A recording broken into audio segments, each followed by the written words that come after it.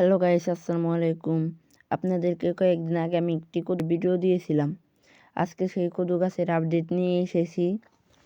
আজকে দেখতে পেলাম পানি দিতে এসে দেখি কয়েকটা লাউ এর সাজ এসেছে। আপনাদেরকে আমি হাত দিয়ে দেখাচ্ছি, ওই দেখেন এখানে ছোট ছোট লাউয়ের কিছু সাজ এসেছে। আর এই লাউ গাছে আমি প্রতিদিনই পানি দেই।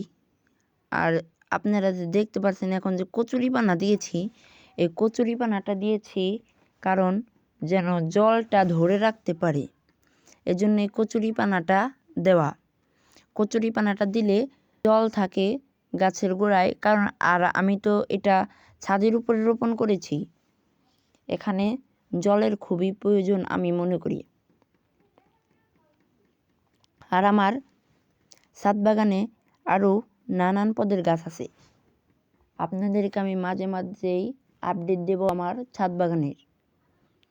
আর আপনারা জানেন আমি কিছু হাঁস, মুরগি, কবুতর পালন করি এবং আমি ছাদে কিছু গাছ রোপণ করি।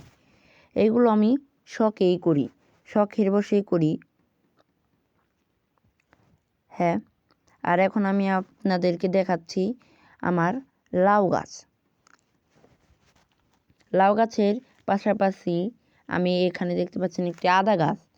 আমি এখানে এক টুকরা আদা রোপণ করেছি, সেখান থেকে এই গাছটি হয়েছে।